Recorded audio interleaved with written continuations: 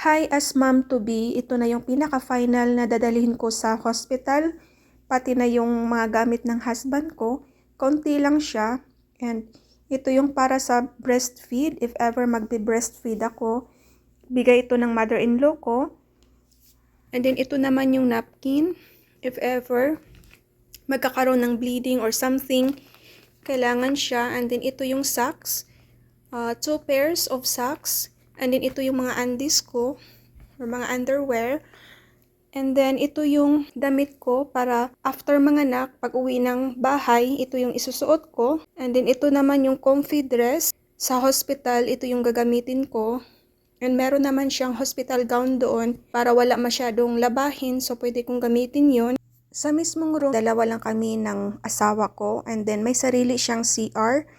Meron siyang sariling toilet and may shower na rin. So nagdala na ako dito ng towel para if ever gusto kong maligo, anytime meron akong magamit. Yung first video ko, yung dinala kong kumot is makapal. So nag-change yung mind ko na instead dalhin yun, much better ito na lang yung scarf ang dadalhin ko. Manipis lang siya pero kahit malamig, nagwa-warm po siya. Bigay ito ng kapatid ko galing Qatar. So yun, nagustuhan ko siya. And then, since taglamig na dito, pa-winter na, bigay ito ng mother-in-law ko. Ito yung gagamitin pang winter, lalo na kapag sobrang lamig. And then, ito yung pang inner, isusuot mo siya, nagwa-warm po siya. And then, ito na yung dress na isusuot ko pag uwi. Nagdala na ako dito ng toothbrush, toothpaste, and then may shampoo na rin, sabon. And of course, hindi mawawala yung eyebrow pencil natin and then yung eyebrow powder. So, depende na kung alin yung gagamitin ko kapag nandun ako sa hospital. At least dalawa yung choices. Kailangan talaga yan. Pan-drawing ng kilay.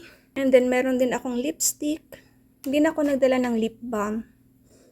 And then, ito sanang dadalhin kong suklay. Kaso nga lang hindi siya magkasya.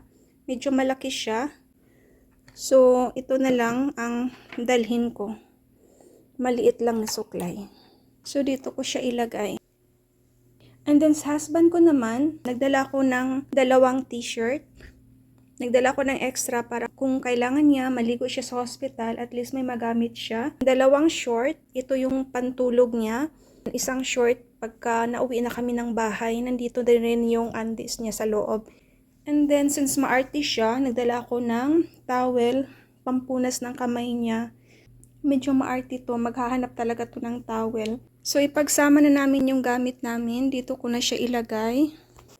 And then, yung t-shirt niya. And then, yung short. Ayan. Nagbabasa ako ng mga comment regarding sa kung anong dalhin sa hospital. May nabasa ako doon. Magdala ng extra bag. Kapag merong ipoprovide yung hospital na pwede mong iuwi, since kasama na yun sa bills, like diaper at kung iba pang mga hospital essentials for baby. So, ilagay ko lang siya dito sa bag na to kapag yun ay pwede siyang iuwi. Kasi madaming nabasa ako dun sa comment na madaming extra na binigay yung hospital. So, inuuwi po nila. Dito ko lang siya ilagay, yung extra bag na magenta ang kulay. So ito na po lahat ang dadalhin ko sa hospital. Ito yung mga gamit para kay baby. Nandito na lahat ng gamit niya na kailangan para sa hospital.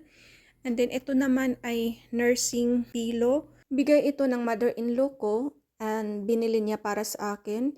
So, nag-change yung mind ko. Instead na pillow yung dadalhin ko. So, ito na lang, nursing pillow. Para if ever mag-breastfeed ako, magagamit ko rin ito. Then, dito naman sa luggage, ito yung mga gamit namin ng asawa ko. And yung pinaka-last is yung car set. Kapag after kong manganak, uuwi na kami ng bahay. Ito yung gagamitin ng baby namin. Naka-install na pala ito sa car ng asawa ko, yung pinaka-base niya. And of course, hindi ko na sinali sa video yung cellphone and charger. Huwag kalimutan para may magamit pag may emergency.